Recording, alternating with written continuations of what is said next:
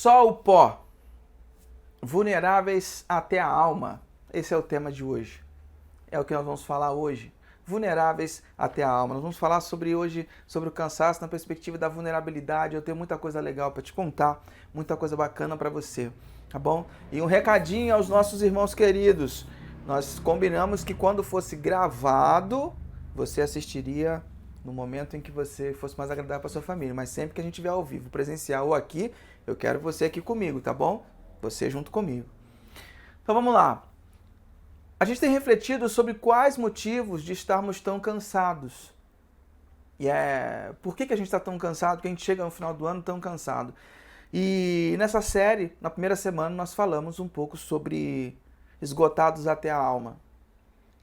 Nós falamos sobre autocobrança, aceleração e a cultura de resultado, que complica um pouco a nossa vida.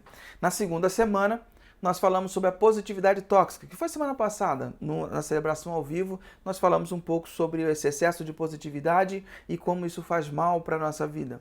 E hoje nós vamos falar sobre vulneráveis até a alma.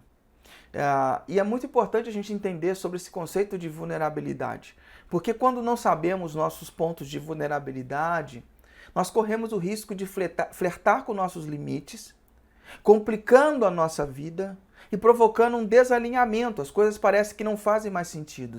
E aí nós acabamos em uma cena de aridez. Metaforicamente, tipo um deserto. E aí resta pra gente só o pó. Só o pó. E por falar nisso e a gente chegar nesse momento da nossa vida, olha o que Davi está falando no Salmo 42, versículo 3. Ele fala assim: minhas lágrimas têm sido o meu alimento de dia e de noite, pois me perguntam o tempo todo, onde está o seu Deus? Quando me lembro dessas coisas, choro angustiado. Cara, o que Davi está falando aqui, ele está falando daqueles dias em que você acorda chorando e vai dormir chorando. Em que as lágrimas são sua companheira de dia e de noite. E muitas vezes, esses momentos, a gente não compartilha isso com ninguém. A gente chora calado. A gente chora aquele choro sofrido, quieto. Não é verdade? A gente não conta isso para as pessoas. E muito menos numa cultura de sucesso. Para que a gente vai ficar falando sobre esses momentos tenebrosos da nossa vida? Mas talvez a maioria de nós, ou todos nós, já passamos por momentos assim.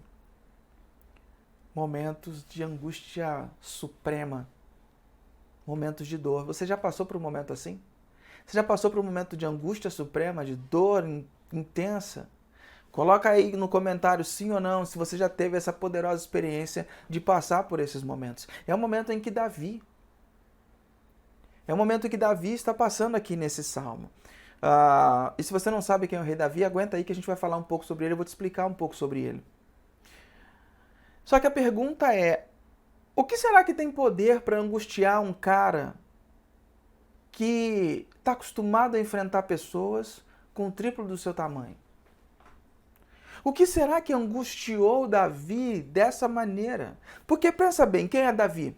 Davi entra na cena bíblica como um adolescente que está no campo cuidando do rebanho dos pais e de repente vem um leão e ele simplesmente decide enfrentar o leão.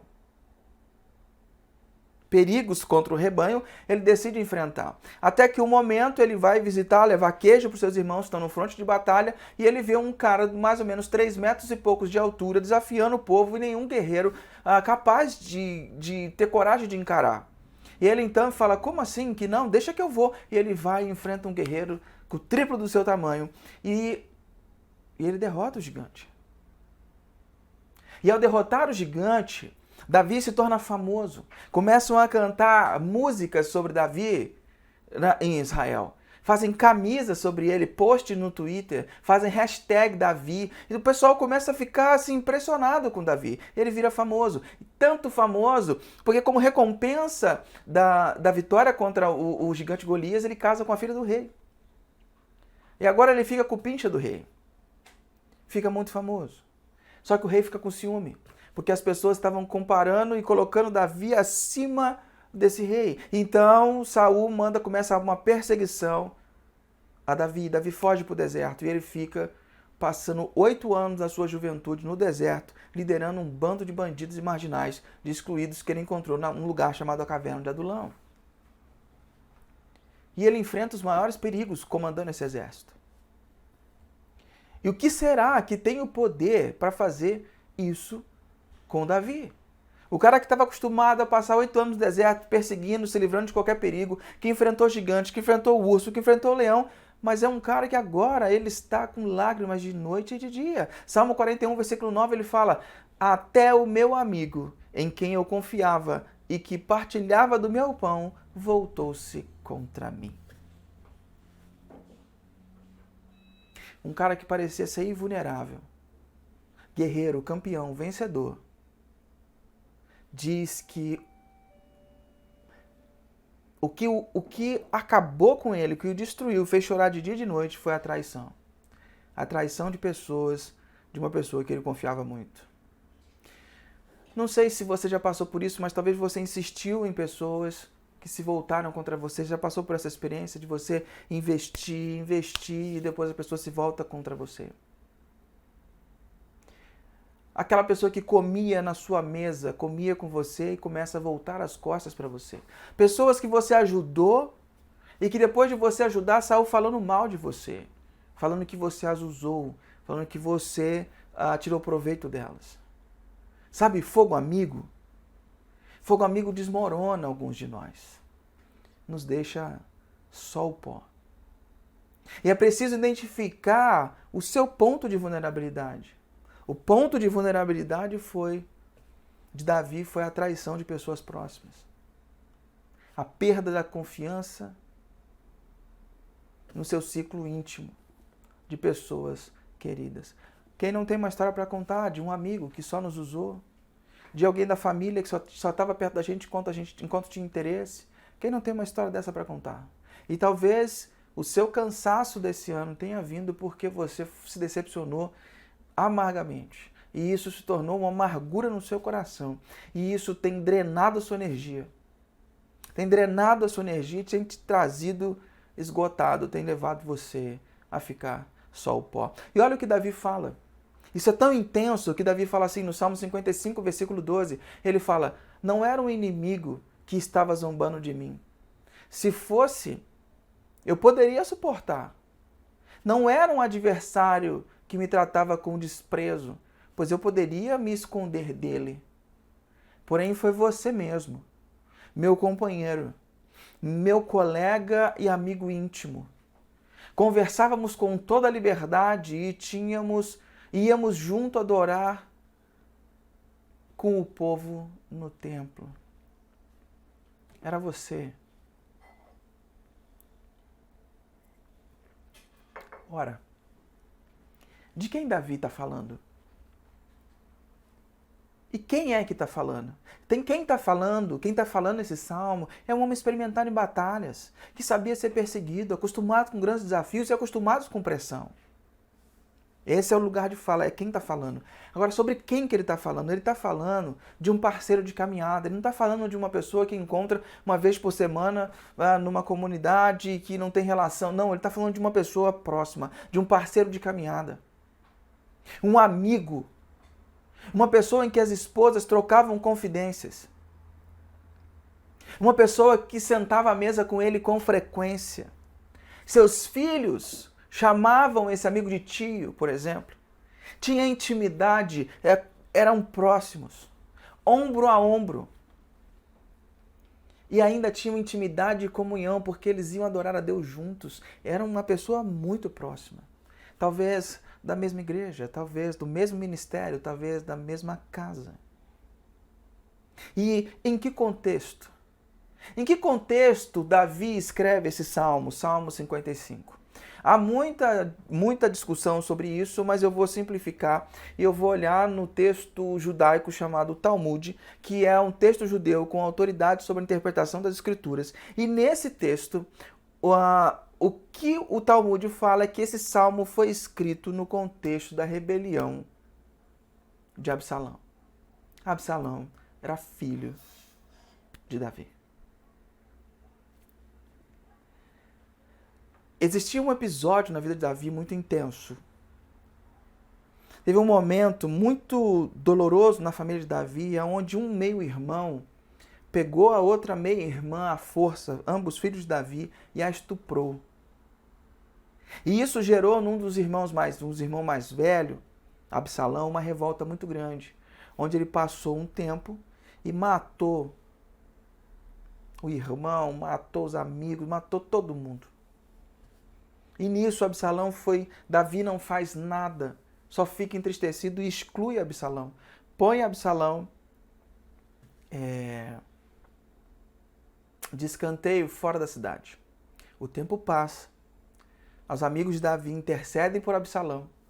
Davi então chama Absalão de volta para morar na cidade, mas não o recebia. Tamanha era a mágoa de Davi. Depois de um tempo, Absalão dá um ultimato: ou você me recebe ou fala comigo, meu pai, ou então eu vou sair fora, manda me matar, porque não dá para viver assim. Então, o pai o recebe de volta. O pai o recebe. Só que nesse período, Absalão passa 4 anos jogando conversa fora, na entrada da cidade. Como é que funcionava? As pessoas chegavam na cidade, tinha o portão da cidade. Quando chegavam na cidade, eles viam com uma queixa ao rei, alguma coisa assim. Absalão perguntava: de onde você é? Ah, eu sou da cidade tal. Qual é a sua queixa? Ah, eu vim reclamar com o rei, tal assim, tal coisa assim, assim. Ah, que legal. Ah, se eu fosse rei, viu? Não sei se você vai ser atendido não, mas se eu fosse rei, com certeza você seria atendido e eu faria uma justiça direita nesse país. 4 anos jogando essa conversa fiada todo dia em todo mundo que chegava ali. 4 anos assim. 4 anos. Ganhando os viajantes na conversa. Depois de 4 anos, ele pede. Ele fala: meu pai, eu preciso ir em Hebrom para adorar a Deus. Davi então libera ele para ir em Hebrom. E ele vai em Hebrom. O texto de segundo livro de Samuel, capítulo 15, conta um pouco e narra um pouco essa história. O versículo 10 fala assim: Absalão enviou secretamente mensageiro a todas as tribos de Israel, dizendo: assim que vocês ouvirem o som das trombetas, digam: Absalão é o rei de Hebrom. Absalão levou 200 homens de Jerusalém. Eles tinham sido convidados e não sabiam, nem suspeitavam do que estava acontecendo. Depois de oferecer sacrifício, Absalão mandou chamar Aitofel, da cidade de Giló, conselheiro de Davi. A conspiração ganhou força e cresceu o número de seguidores de Absalão.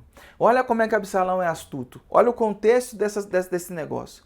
Absalão chega e faz algo extraordinário. Ele joga a conversa fiada em moradores de todo o país, de todos os lugares. Ele joga essa conversa fiada. Depois ele vai para Hebrom, para uma cidade, e diz que vai fazer o sacrifício. E ele leva 200 pessoas de Jerusalém junto com ele. Então, o que as pessoas, quando chegavam de Hebrom, estavam dizendo? As pessoas de Jerusalém estão junto com Absalão.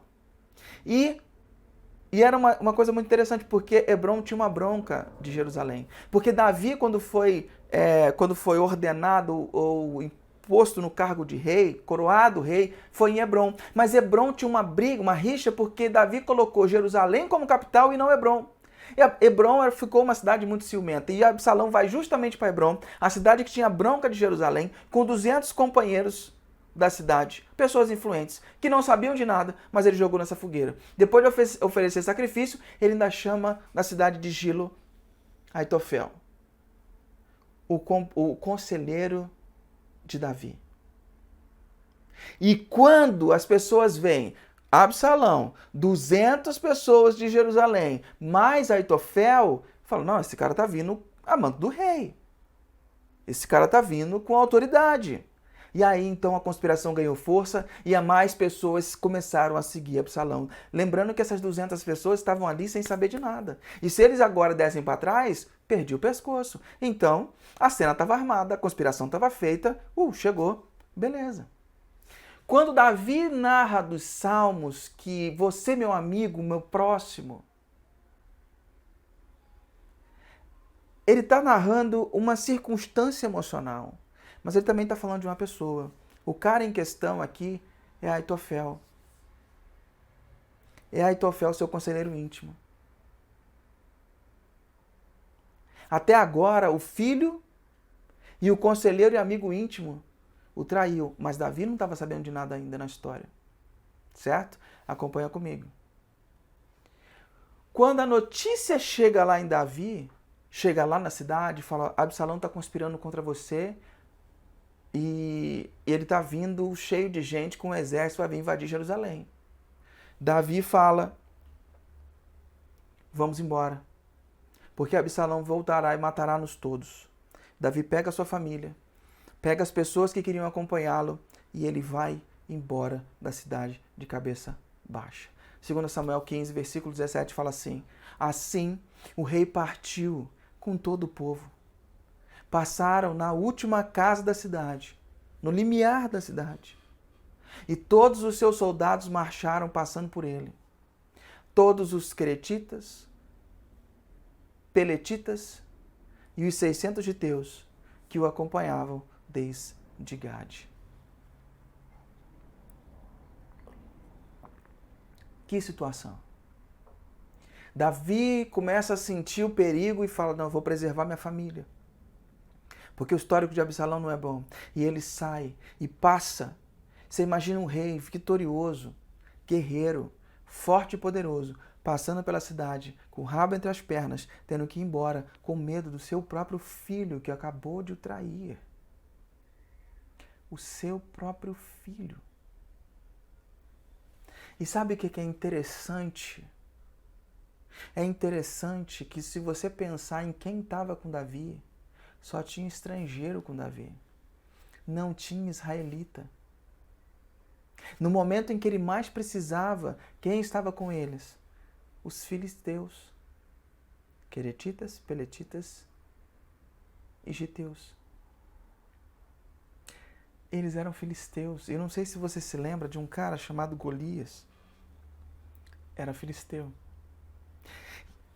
No momento em que ele mais precisava, o povo em que ele teve um dos maiores embates na sua vida eram os caras que o acompanhavam. Às vezes, no momento que a gente mais precisa, não são as pessoas esperadas que estão do nosso lado, mas as pessoas necessárias estão ao nosso lado. Às vezes, no momento em que você mais precisa ser curado, ter o seu coração curado, não são as pessoas ideais, mais esperadas que vão estar do seu lado, mas as pessoas necessárias vão estar do seu lado. E é uma situação muito ruim, muito complicada. No versículo 19 ele fala assim: o rei disse então a Itai de Gade, ele olhando as pessoas que estavam vindo com ele: por que você está indo conosco? Volta, Itai, e fica com o novo rei. Porque você é estrangeiro, um exilado da sua terra aqui. E faz pouco tempo que você chegou. Como que eu poderia fazê-lo me acompanhar? Itai, contudo, respondeu ao rei: juro pelo nome do Senhor e por tua vida, que onde quer que o rei, meu senhor, esteja, ali estará o teu servo, para viver ou para morrer. É como se ele estivesse falando assim: aonde tu fores eu irei. O seu Deus será o meu Deus. Eu vou com você até a morte, rei. Itai é um estrangeiro que há pouco tempo tinha chegado e Davi está dizendo para ele: cara, você não tem nada a ver com isso dessa batalha. Esse problema não é seu. Volta, fique em paz na cidade, respeite o novo rei, que tua vida está tranquila. Volta e fica com a sua família. O rei abençoou Itai. Você não precisa se meter nessa briga, Itai. Só que esse Itai era muito ponta firme. E como é bom ter pessoas assim do nosso lado, né? Gente nova, sangue novo. Gente que quer passar dificuldade junto com a gente. Gente que quer botar o ombro do nosso lado, o ombro amigo, e quer estar junto. E é engraçado que a avó de Davi, chamada... teve um episódio muito parecido, o episódio de Ruth e Noemi, aonde ela fala para a avó de Davi: aonde fores, eu irei. Ruth fala para Noemi: o teu Deus será o meu Deus, eu não vou te abandonar, nós vamos passar esse problema juntos. Anos depois, da sua avó ter passado por isso, Davi experimenta isso também, na figura de Itai. E eu não sei, talvez você esteja sendo chamado para ser um Itai na vida de alguém. Talvez você esteja sendo chamado para ser essa pessoa que vai estar junto com alguém nesse tempo de angústia, nesse tempo de dificuldade. Porque quando Paulo vai escrever a igreja de Colossenses, no capítulo 3, versículo 13, ele fala isso que Itai está praticando. Ele fala assim, suportem-se uns aos outros e perdoem as queixas que tiverem uns com os outros. Perdoe como o Senhor lhes perdoou. O princípio que Paulo está colocando aqui é, estejam juntos. Esse é o nosso chamado, esse é o seu chamado, é o meu chamado. Estarmos juntos, conectados, unidos. Talvez hoje você esteja sendo chamado para ser um Itai na vida de alguém. Mas analise essa cena dessa saída de Davi. Então ele está saindo da cidade, para na última casa, se despede, manda Itai embora. Itai diz, eu vou ficar. Eu vou estar com você.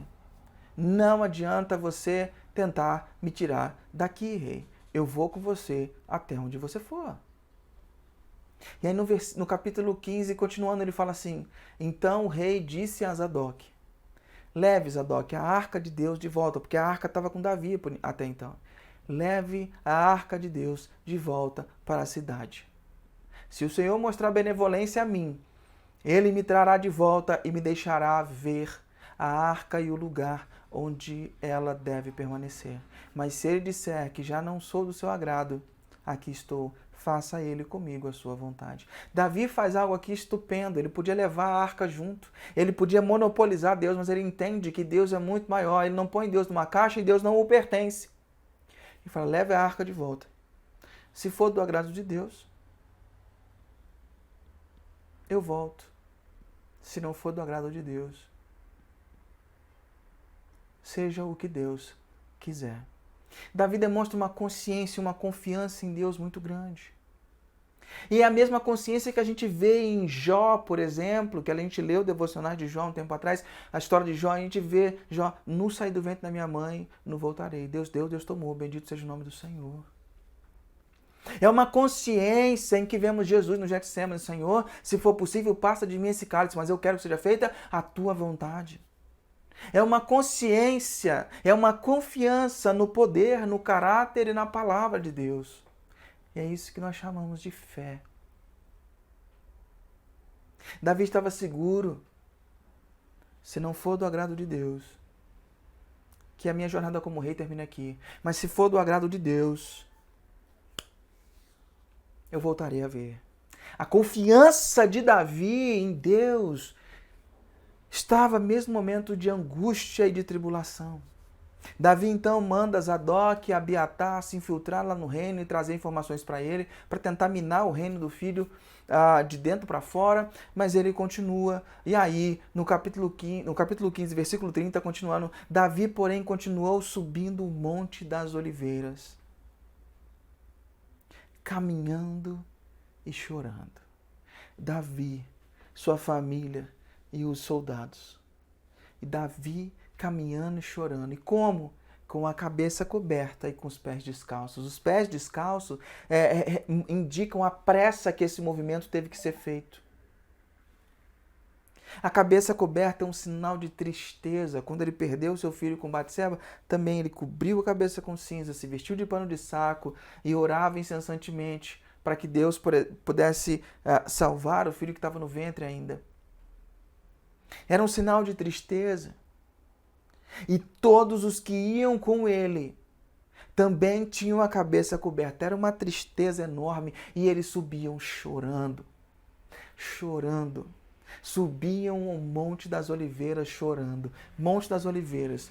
E choro, te lembra alguém? Alguma coisa? E eles subindo o Monte das Oliveiras, chorando. E aí vem a tacada final, a facada no coração. Perceba, esse cara já está arrasado com a traição do filho. Esse cara já está arrasado porque está saindo da sua cidade chorando, envergonhado.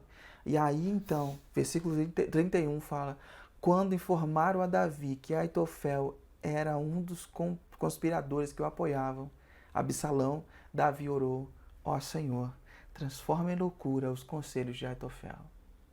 É aqui que a facada acaba de entrar, o punhal acaba de entrar, porque ele descobre aqui que o seu amigo, seu companheiro, aquela pessoa que ele dividia a mesa, que oravam juntos, que as esposas trocavam confidências, que eram parceiros de jornada, essa pessoa o traiu. Esse texto mostra para mim uma coisa muito interessante que eu queria passar para você, querido e querida. Está tudo bem chorar. Como a gente falou na outra semana, está tudo bem não estar bem. Está tudo bem sentir a dor da traição. Está tudo bem você se sentir abatido, só o pó. Está tudo bem. É normal, é humano você se sentir assim. Só que eu digo uma coisa para você. Nos momentos que você está se sentindo assim, Deus não te deixou, não te abandonou. Deus não te abandonou, não te deixou. Deus continua ao seu lado. E eu vou te mostrar algumas coisas bem interessantes. Mas antes, quando ele fica sabendo da possibilidade, da participação de Aitofel, o nome Aitofel, um dos possíveis significados é meu amigo é um tolo, ou o irmão de conversa tola. E ele pede para que o irmão de conversa tola, ou meu amigo é um tolo, tenha conselhos tolos. Ele ora a Deus. Se os estudiosos dizem, alguns, que Aitofel era o avô de Betseba, a mulher que Davi olhou de cima do seu terraço, conspirou para matar o marido para ficar com a mulher para ele. Dizem alguns historiadores que Aitofel era avô dela e se tornou amigo íntimo de Davi. E agora esse cara o trai. Esse cara fica com Absalão e não com Davi. Uma facada no peito. Você tem noção da bomba emocional que cai no colo desse cara nessa hora? O parceiro de caminhada, amigo, esse íntimo, o trai mais o filho. São momentos assim que jogamos tudo para o alto, que decidimos nos entregar. São momentos assim que fazem a gente se sentir sozinhos e abandonados. São momentos assim que fazem nos refletir sobre nossas escolhas, que antes pareciam certas e agora se tornam duvidosas. Momentos assim que nós perdemos a fé, que nós não vemos Deus. É engraçado você perceber que antes desses momentos de aridez, desses momentos de crise, nós somos confiantes em nossas próprias forças, nós não lidamos com as nossas frustrações, queremos passar batido por elas e damos valor ao que não é significativo. Nós estamos na crista da onda, está tudo bem. Nós aprendemos a escolher por impulsividade e imaturidade. Mas depois desse momento de aridez, desse deserto, isso nos transforma. E olha como as coisas acontecem. Não acabou, não. Versículo 16 diz assim, capítulo 16, versículo 1 fala assim, mal Davi tinha passado pelo monte, então ele vai no alto do monte, e quando ele começa a atravessar o monte, passar do alto do monte, lá estava à sua espera Ziba, criado de Mefibosete. Ele trazia 2 jumentos carregando 200 pães, 100 bolos de uva passa, 100 frutas da estação e uma vasilha de couro cheia de vinho. E o rei perguntou, Ziba, por que você trouxe essas coisas? Ziba respondeu, os jumentos servirão de montaria para a família do rei. Os pães e as frutas são para os homens comerem, e o vinho servirá para reanimar os que ficaram exaustos no deserto. Onde está Mefibosete, neto do seu senhor? Perguntou o rei Davi. Respondeu-lhe Ziba, ele ficou em Jerusalém, pois acredita que os israelitas lhe restituirão o reino do seu avô. Quem é Mefibosete? Mefibosete era filho de Jonatas, um dos melhores amigos de Davi, na história dele. Quando Jonatas era filho de Saul. Quando Saul morre, Jonatas morre, Davi faz uma promessa para Jonatas que cuidaria da descendência dele. E Jonatas tem um filho aleijado, Mefibosete. Quando Davi descobre que Mefibosete era filho de Jonatas, ele manda chamar Mefibosete e fala: você comerá na minha mesa todos os dias, pela promessa que eu fiz a seu pai. E eu vou te dar uma fazenda. E essa fazenda eu vou colocar Ziba como dono, como administrador dessa fazenda. E todos os rendimentos dessa fazenda serão para você, em honra à amizade que eu tinha com seu pai. Você vai comer comigo todos os dias, você é bem-vindo no palácio. Uma pessoa que você ajudou, uma pessoa que você acolheu, uma pessoa que você tratou bem e que você levantou. Eu já passei muito por isso. Pessoas em que eu gastei horas conversando, fui até a casa, conversei, ouvi as histórias, dei conselhos. E no primeiro momento em que você fala um A contra a pessoa sai fora, vai embora da igreja, ainda sai falando mal de você para todo mundo. São situações complicadas. Mas se você perde o foco, seu coração amargura. E olha quem vem depois do monte. Olha quem está ali, o criado. O criado, Ziba. Ziba está ali trazendo tudo isso, porque Ziba é uma surpresa. Ziba não é o esperado. Ziba é uma surpresa. E olha, essa surpresa vem de Deus de uma maneira que ele pensa no rei, ele pensa na família do rei e pensa nos soldados, ele pensa em tudo. E ainda fala, o vinho é para animar todo mundo, é para dar alegria. Os jumentos para a família, as comidas, mas o vinho, o toque especial, é para gerar alegria. Cara, esse Deus é demais, porque ele pensa em tudo. Por isso que eu te digo, quando você pensa que você está acabado, que você está no fundo do poço, quando você pensa que você chegou no fundo, mesmo na sua angústia, Deus está ali trazendo sustento, trazendo alívio, trazendo alegria. Ele traz o sustento na figura dos pães e das frutas. Ele traz o alívio na figura dos jumentos para carregar a família do rei. E ele traz aquele toque especial de alegria para a vida. Davi estava passando um dos piores momentos da sua vida, da sua história, mas Deus estava ali com ele. E eu acho que talvez essa mensagem pode ser um pouco de vinho para trazer alegria para a sua vida hoje. Deus pode estar trazendo um pouco de vinho para a sua vida hoje, um pouco de alegria.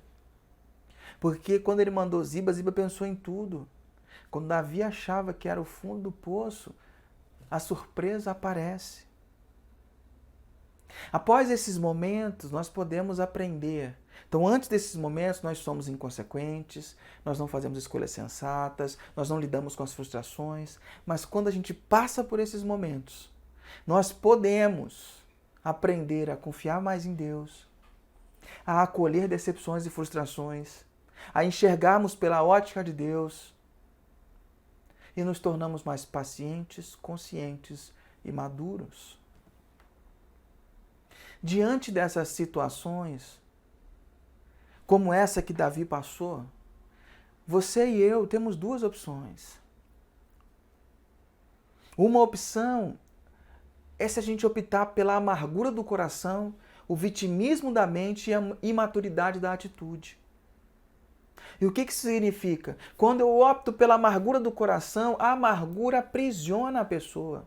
Você fica pensando na vingança e no mal que aquela pessoa te fez. Você fica pensando e se alimentando do mal que essa pessoa te fez toda manhã. E isso drena a sua energia. A amargura se instala no coração. Se você mantiver sua mente em pessoas como Absalão, como Aitofel, isso vai drenar a sua energia. Você vai ficar se alimentando da lembrança do que eles fizeram. Isso é amargura no coração. Agora, uma outra postura é o vitimismo na mente.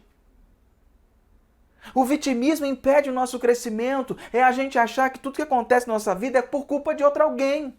É por culpa dos outros. Eu perdi o emprego por culpa de fulano. Meu casamento deu errado por culpa dela ou por culpa dele. A minha vida deu errado por culpa... Meu trabalho não está indo por culpa... A gente entra num vitimismo na mente e isso impede o crescimento. A gente não consegue identificar os nossos erros para nos tornar melhores. O vitimismo faz a gente entender que todo mundo tá errado e só a gente está certo.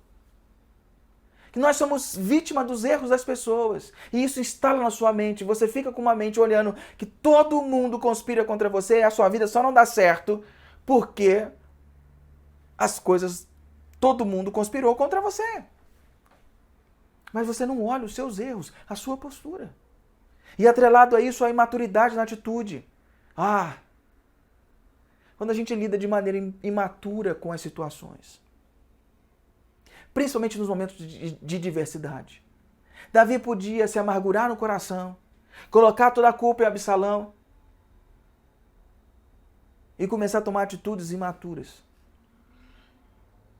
Você pode, talvez, assumir esse tipo de postura.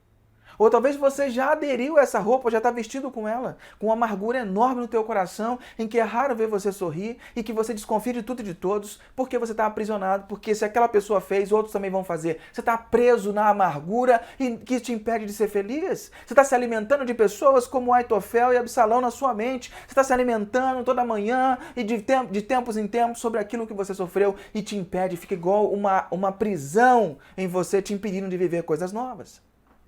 Talvez você seja vestido com o vitimismo na mente. Todo mundo conspira contra você. Você é o único certo. Você é a única certa. Todo mundo está errado. Talvez você tenha vestido a roupa da imaturidade. Suas atitudes são terríveis. Parece criança. Mas uma outra opção é a gente optar pela sensibilidade, confiança e submissão. Sensibilidade para perceber o mover de Deus. Davi entendeu que mesmo no momento de dificuldade, mesmo que a dor era intensa, mesmo que ele chorava de dia e de noite, mas no meio da jornada ele percebeu Deus trazendo pão, ele percebeu Deus trazendo fruta, ele percebeu Deus trazendo alegria. Uma sensibilidade para sacar o mover de Deus.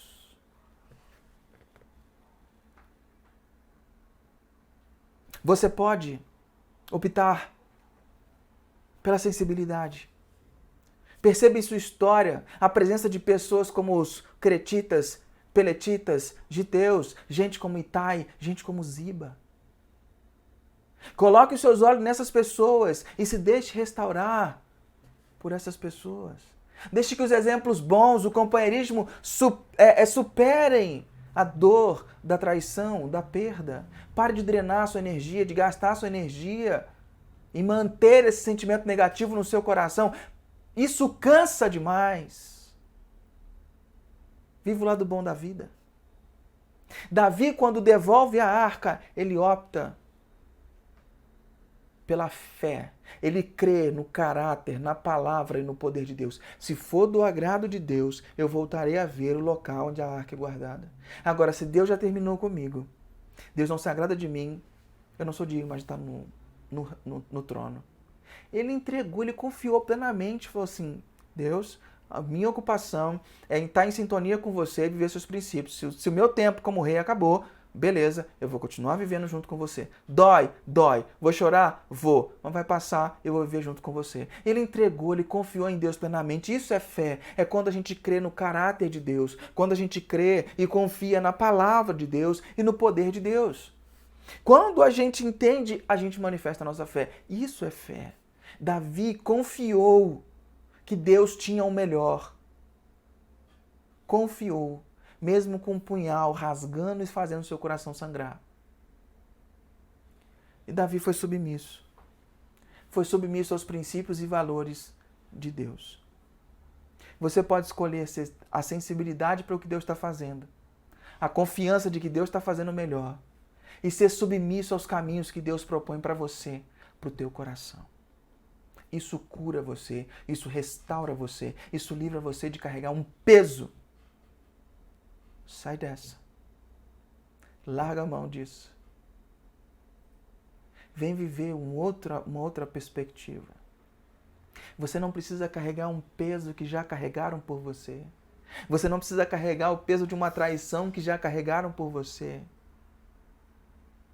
Porque Jesus, para poder morrer de forma que teria que ser, ele foi traído. Traído por Judas, que o vendeu por 30 moedas.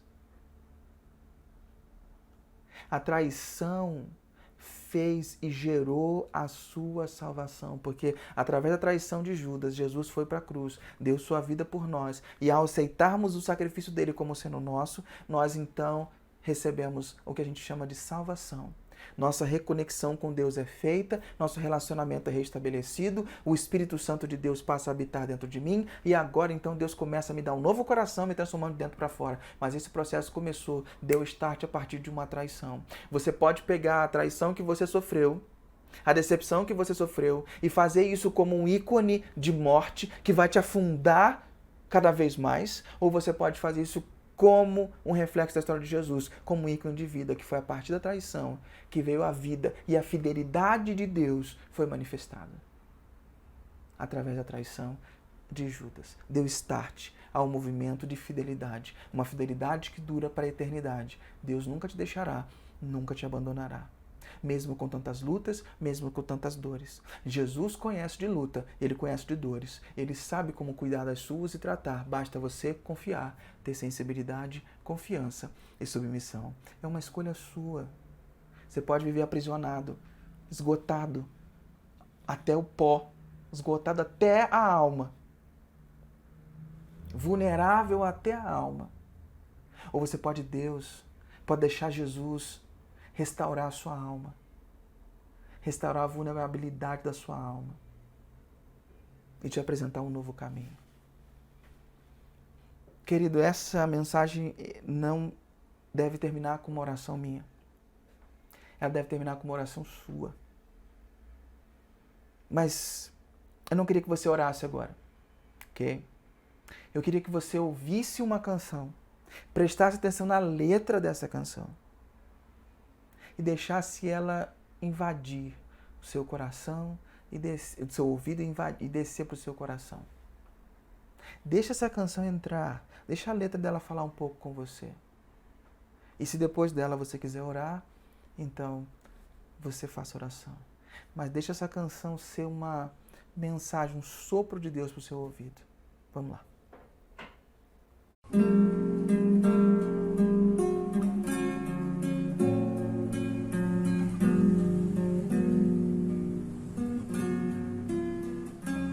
Tantas lutas, tantas dores, num deserto pareço estar, mas entrego os meus temores. Sei que em ti, Senhor, posso confiar. Quero trazer à memória aquilo que me dá esperança.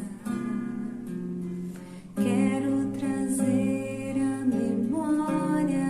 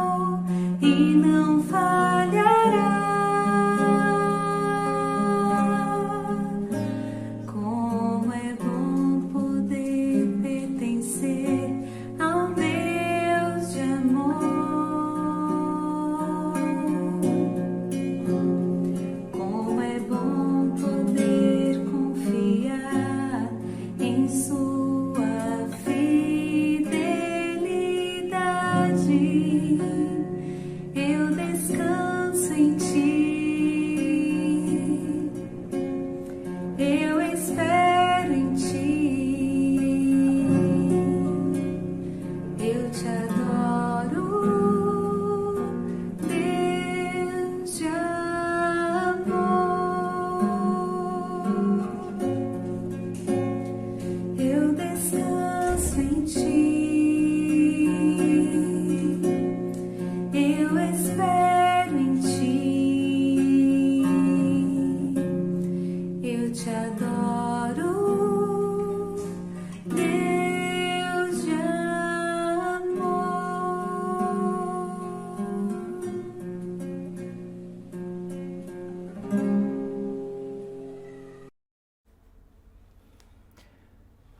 Paizinho querido, restaura a nossa confiança e restaura o nosso coração. Eu te peço, Deus. Obrigado por comunicar verdades ao nosso coração. Que haja hoje um avivamento em áreas mortas da nossa vida. Que haja hoje uma libertação de prisões. Que haja hoje algo extraordinário na nossa vida. Que a gente possa liberar o nosso coração para viver coisas melhores e maiores contigo. Obrigado porque no meio da nossa jornada de dor, o Senhor traz Itais, Zibas, pessoas que a gente pode contar. O Senhor pensa em tudo. Ajuda-nos a perceber. Ajuda-nos a perceber. Não nos deixe ser esgotados pelo cansaço da alma. Restaura nossas forças, nossa perspectiva, nossa confiança em Ti e nas pessoas. Essa é a nossa oração, Pai. Amém. Amém, queridos. Deixa eu dar um bom dia aqui para quem deu bom dia. Bom dia para o Rossini, bom dia para a Rô, bom dia para a Fabi, show de bola, bom dia para a Sabrina. Bom dia, bom dia, bom dia. Na semana que vem, nós vamos conversar sobre a última mensagem dessa série. Nós vamos falar sobre o infarto da alma. E nós vamos ter uma reflexão sobre o que nós temos feito no nosso corpo e o que a gente tem feito na nossa alma. E Elias será o personagem que a gente vai conversar sobre ele. Então eu espero você na semana que vem, tá bom? Será uma mensagem muito especial. E como eu espero que essa série tenha sido especial na sua vida, te ajudando a pensar nos motivos do cansaço e a reanimar você, restaurar suas forças e suas energias, tá bom? Então eu queria, você que está me acompanhando, estenda suas mãos como quem não tem nada para dar, mas muito a receber, num gesto simbólico. Ao final da bênção, traga suas mãos ao seu coração, internalizando tudo aquilo que Deus falou com você nessa manhã. Vamos lá? Querida igreja reunida virtualmente, que o Eterno abençoe e guarde você. Que o Eterno sorria para você e presenteie você. Que o Eterno olhe para você bem nos olhos e te faça prosperar. Que a graça do nosso Senhor Jesus, o amor de Deus nosso Pai e as infinitas consolações do Espírito Santo estejam sobre você, sua vida e sua família, não só hoje, mas todos os dias. Em nome de Jesus. Amém. Querido, aproveite bem o seu domingo. Tenha um bom tempo com a sua família, um bom tempo de restauro. E lembre-se sempre, sozinho a gente vai mais rápido, mas acompanhado a gente vai bem mais longe. Deus te abençoe. Grande abraço. Tchau, tchau.